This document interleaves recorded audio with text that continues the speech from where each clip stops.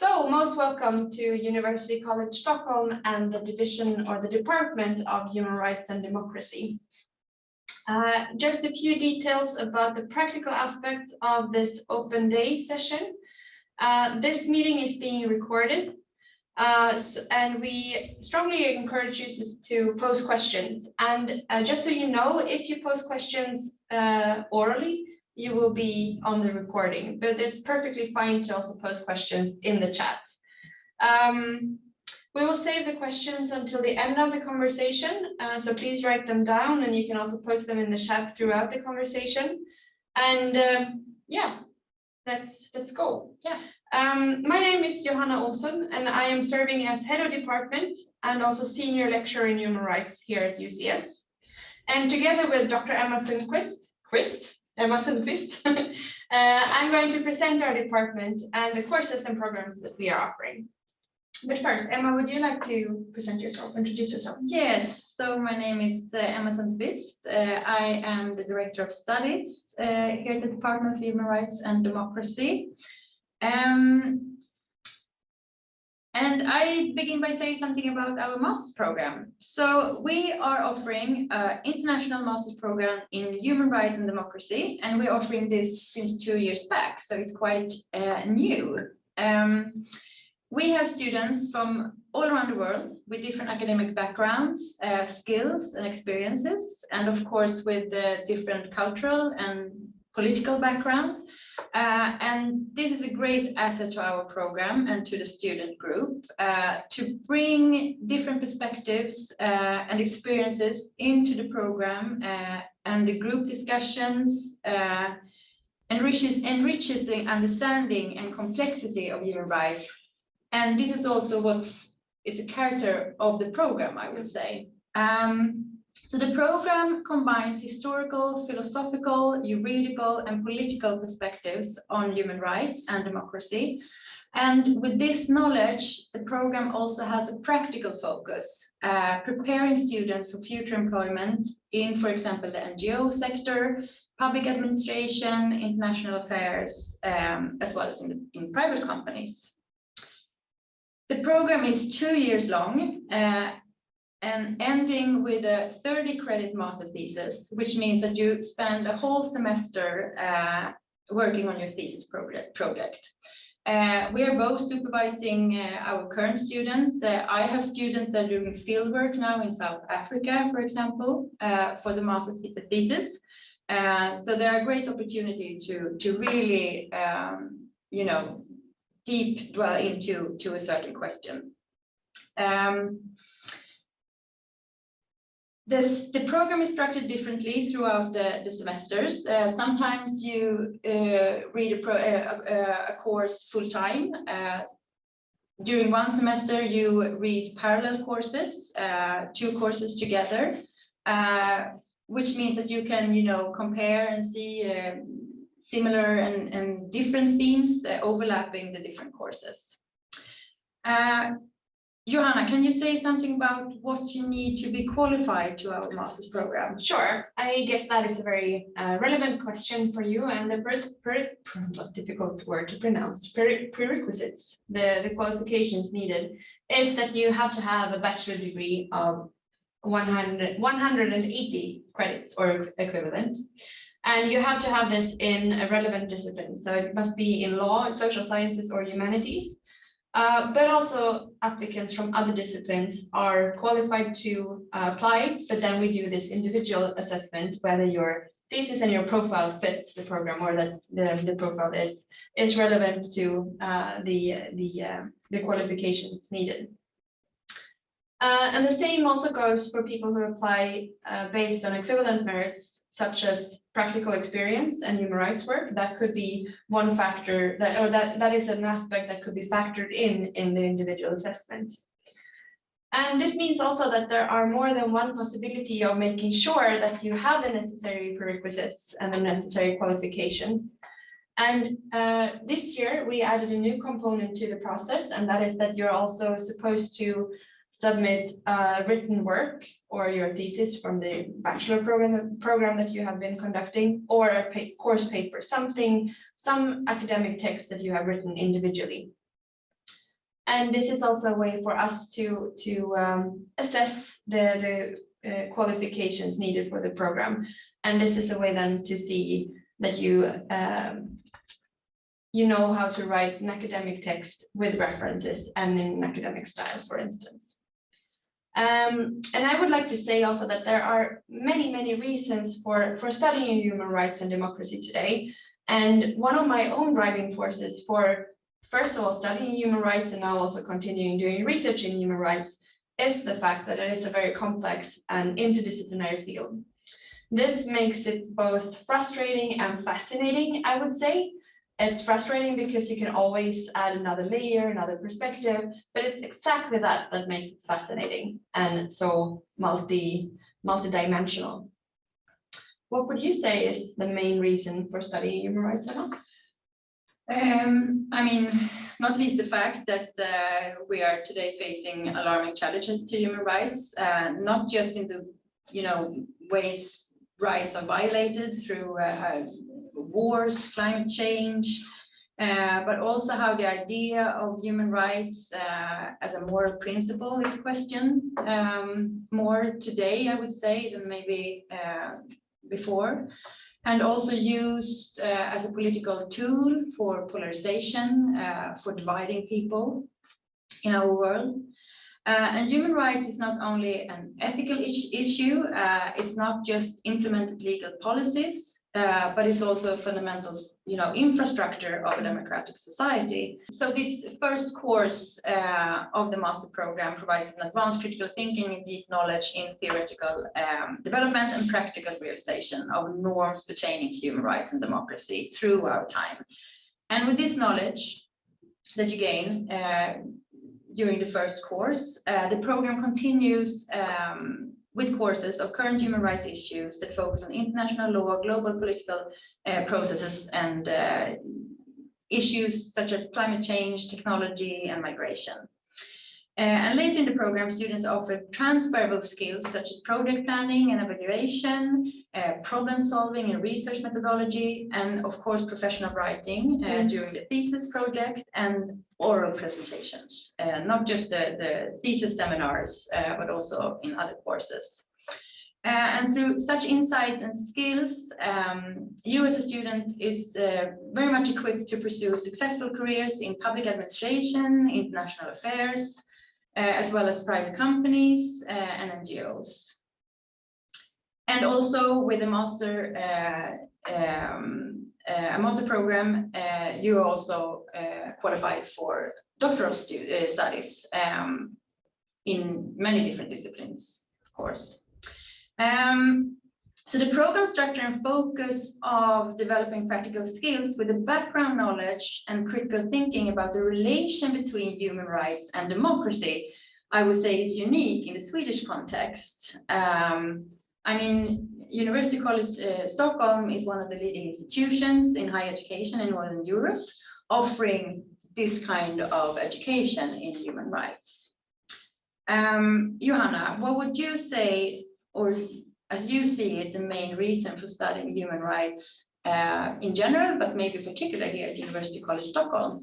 I think that is a super good question. And being a lecturer here now, or assistant professor, but also an alumni from the program in the previous years, in the previous version when it was offered in Swedish though, but still being an alumni from the University College, I think I can offer some insights on that particular issue.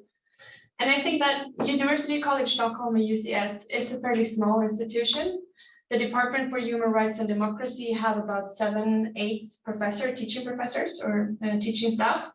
And the student group is about 25 students per year, which means that there are 50 people enrolled in the program throughout, given that we have the first year and the second year running in parallel. And this small groups makes the prospects of developing a tight but also a strong relationship between you as students, but also between students and professors. It makes it really good. And in addition, the same group of professors are following you as students throughout the whole program.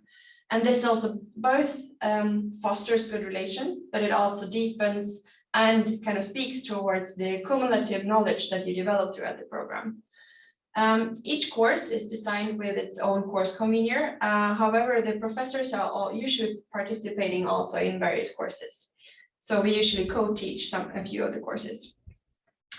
And as I said, the size of the institution and the size of our department and the program makes it easy to connect, but also to get direct feedback. And I think that is also a very important issue, that we really want to emphasize the possibility for you as a student to also contribute to the teaching environment. And this is also what could be a risk when you have a very large group of students, that you as a student would not disappear in the larger group. And I think that is something that UCS actually has, that it makes it an advantage to study here compared to larger universities. And both the head of department, well, me, and the director of studies, well, you, Emma, are among the teaching professors, as you said earlier. And this means also that the distance between the studies or the students and the directors are short, and we have regular interactions. And I think also another strength with UCS, which perhaps isn't a particularity just for our institution, but I think building on what I just said about this kind of close relationships that is possible to develop. The teaching professors all have their research expertise within the field of human rights, but from various perspectives and disciplines. And this research is contributing to a dynamic and up-to-date teaching, and the teaching is really building on research findings, and it's research-based in that sense.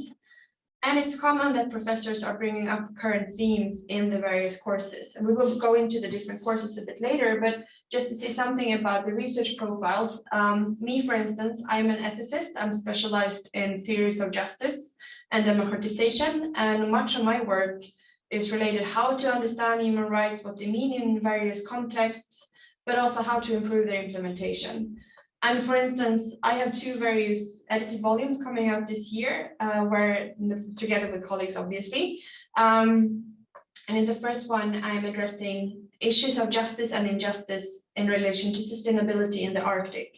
And in this work, human rights is super topical, and in particular when it comes to indigenous rights.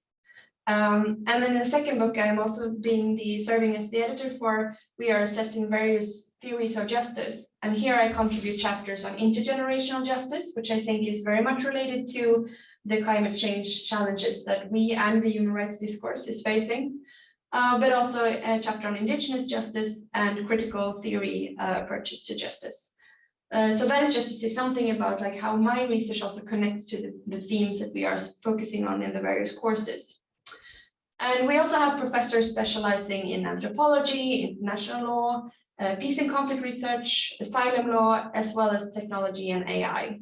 But Emma, you are one of the few actually in Sweden that has a PhD in the subject human rights. Would you like to say something about your own work and your research? Yeah, sure. Thank you for that, Johanna. I did my PhD in the subject of human rights. And my research has in particular looked at how feminist activists are using human rights in mainly 3 different ways. And this also speaks to this interdisciplinary approach to human rights. Human rights, as I see it, it can be law, it can also be language, and I also look at human rights as space making. And from these 3 perspectives, I see how activists are actually using human rights in these 3 different ways. They are working or advocate legal reforms, policy reforms, using human rights as the legal instrument they are. But they also use human rights as a language to challenge discriminatory discourses, both in the public debate, in public speech, in public talk, but also how legal documents are articulated. How do you conceptualize, for example, sexual harassment? How do you conceptualize rape? And also space making, which I see a way of using your physical body to claim spaces that you are not welcome in. And my research area is in post-revolutionary Egypt, where the political space was very tense, but how activists continue to claim the public space through basically be there with their bodies, and how they through this action became human rights subjects. So this very much speaks to also the different perspectives you can have on human rights. But what I also want to stress is that when we are studying human rights, particularly in maybe the global south, we really need to study the political context of that specific time period and that specific space, because human rights are used in so many different ways, and people, both states and activists, are translating and using human rights to fit into their specific context. So it's hard to say human rights work like this or human rights is like that, but we really need to look at a particular context. And human rights is very, stimulating. The most stimulating aspect of human rights, I would say, is to remain critical of human rights. I'm convinced that as long as we have this critical thinking and perspective on human rights, both as an idea, as a practice, and as politics, I would say that human rights has the potential to meet the challenges that we have today. I often say that human rights is for me the best thing I know and the worst thing I know. And when students are asking me questions like, why do we even study this program, Emma? I'm so lost. Why is there so much complexity to it? Then I'm very satisfied, because I think it's, in these reflections, you open up this critical thinking of human rights and all its dimensions. Human rights as an idea or as a list of rights, I believe, is not a finished project. We are challenging, we are seeing new challenges. You say technology, artificial intelligence, climate change, climate justice. And because we know that human rights as a project has developed out from wars, from trauma, from problems, these keep on occurring and coming all the time. And we need to adopt human rights and to translate human rights to these new challenges. And with all this, I really think that we need to continue to ask the uncomfortable questions about human rights. What do we even want human rights to do, for example? I think this is super, super interesting. And I also really want to stress that this is exactly the conversations we have during the courses.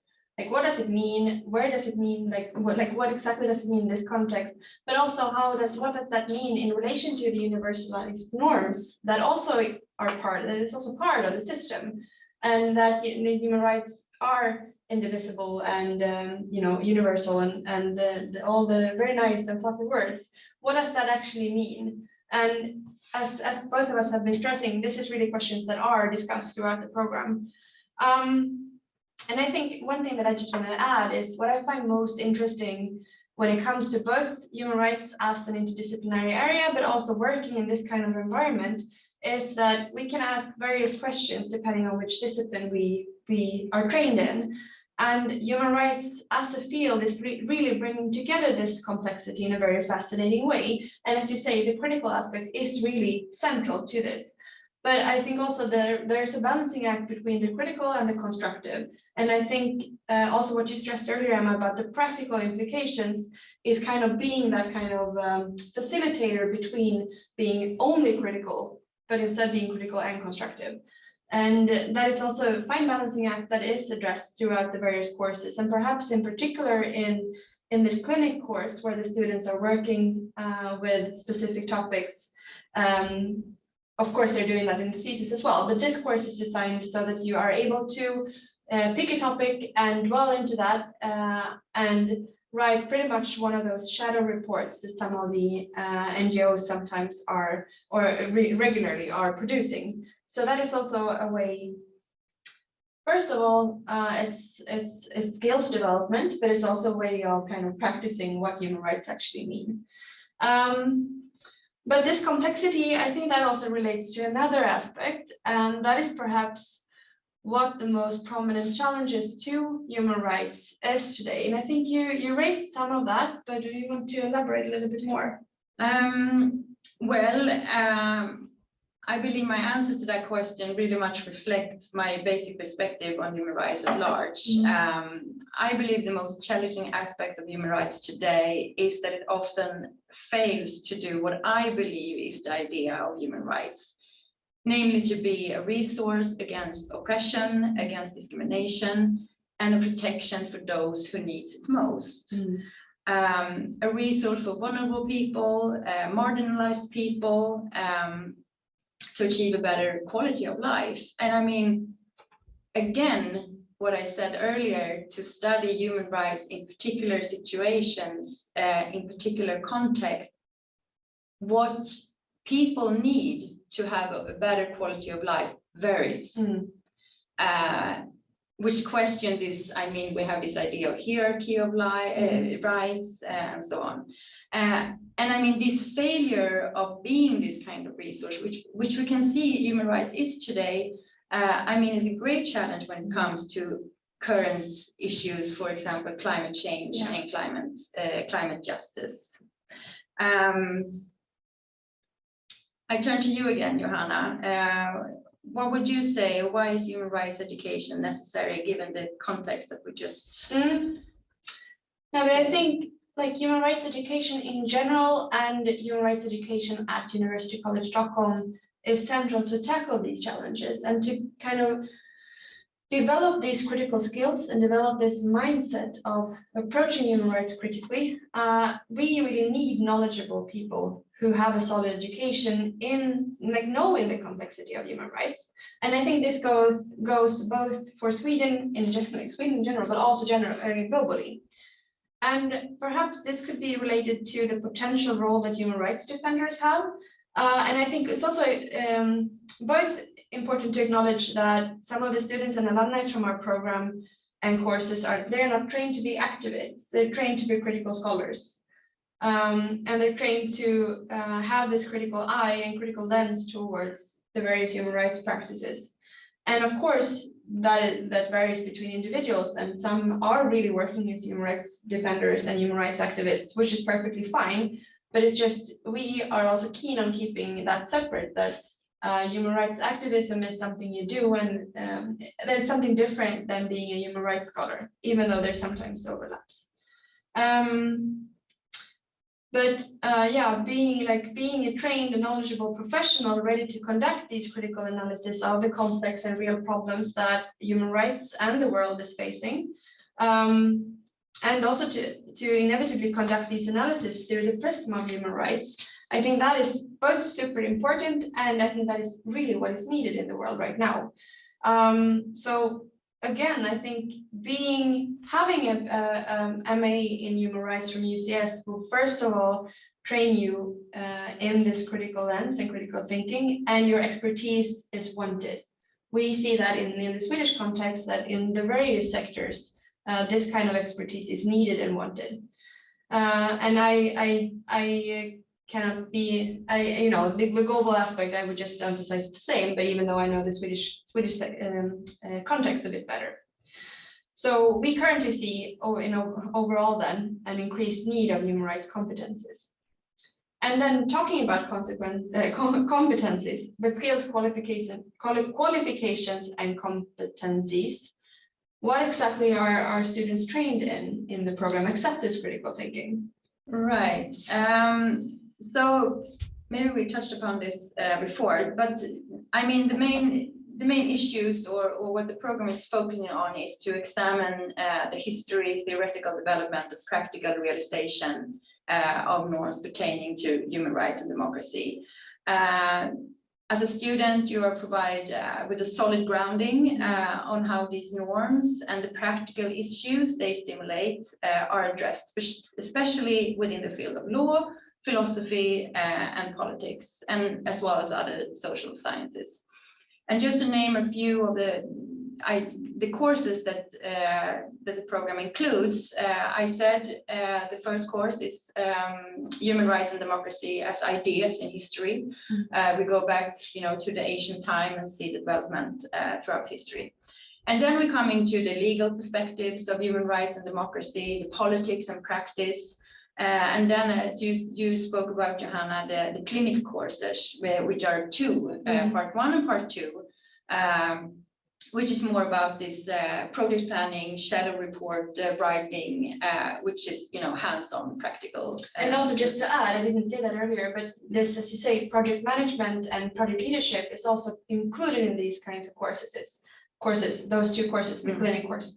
So that is also a very hands-on practical thing that you also can make use of in your own personal development. Like, project leadership and management is helpful across various kinds of sectors and across various fields, spheres of your life. But yeah, obviously it's focused on human rights here, but I guess some of these knowledges and skills is also transferable, which is a strength, I would say. Right. So after the clinic courses, we are going more into the thesis writing. We are, of course, you have a course in research and method, and then a graduate seminar, and then the thesis writing project. And then, as we said, with a master, you can also have this internship term as an individual course, a freestanding course. So the program allows students to develop these transferable skills, like we said, project planning and evaluation, problem solving, research methodology, professional writing, and oral presentation. Well, thanks, Emma. And I think it's clear that you as a student here at UCS is being well prepared, but it might also be interesting for you to know what kind of jobs our alumni are getting. And also something about the future career path that is possible after this kind of education. Would you like to elaborate on that, Emma? Yeah, I mean, since we don't have an alumni from this international master program, we cannot really predict what they will do. I'm sure they will do a lot of interesting stuff. But we had a master program before that was, a Swedish master program, and we can see that the students from that program are working today with policy, advocacy, and education in civil society in Sweden at different NGOs. So the program, this particular program provides knowledge that is valuable, I mean, throughout the different professional sectors where expertise in human rights and democracy is necessary. And I mean, of course, national and international institutions, private companies, non-governmental organizations, and also that the whole education is carried out in an international environment. Like I said, we bring students from all around the world, which provides students with opportunity to cultivate skills in intercultural communication, which is very much needed, maybe especially if you go for the international working market. And also, of course, you are prepared to apply for doctoral studies. And of course, you can work both in Sweden and on the international level. And I think this opens up for various ideas. And if you already, when applying, if you already know what kind of direction you would like your career to take, I think it's wise also to kind of choose courses and kind of approach the courses based on having that in mind. That said, you don't have to know where you're heading. That is also something that could develop throughout the program, and we're happy to advise you on that throughout the process as well. And as Emma said, you can either work more practically in various NGOs and governmental agencies, but also go into research and do that kind of work. I think it's time to turn to the questions, the Q&A session. And as far as I can tell, we don't have any questions on Zoom, but perhaps there are a few questions that we regularly get questions about that we can say something about. And I think perhaps the most important question here is funding. I know that both you and I get those emails regularly, and unfortunately, University College Stockholm does not offer scholarships at the moment. For Swedish students, there is a possibility to apply for CSN, the grant system or the grant scheme. But for international students, we unfortunately do not offer scholarships. Which means that you're responsible for the tuition fees. Throughout the program. I don't know, language of instruction is kind of clear that it's English. And that goes regardless, like, for all the students in the program, it's English, that is the tuition language. You will get a diploma afterwards. We will support you when it comes to some of the practical aspects moving to Sweden, but there is also a lot of responsibility on you as a student coming here. But of course, we help as much as we can. And if you're interested in applying to the program, we strongly encourage you to both A, check the website, and B, get in touch with us if the information isn't there. We are more than happy to help, and we're more than happy to support your application as the best we can. But might also be good to know that the admission services is not only based here locally, it's also through the Swedish national system. So some of the issues we handle here locally, but most of them are going through the national system. For example, to verify your certifications and diploma. That we will not do here, but at the university admission. But that might be good to know. I still don't see any other questions, but as I said, you're more than welcome to approach us asking for things if you don't find it on the website, and we're more than happy to help you. I think we'll call it the day. And thank you so much for watching us live, those of you who joined us on Zoom. And thank you very much, those of you who are watching afterwards on the recording. Please don't be a stranger. We look forward to seeing you here as a student, and get back to us. Bye.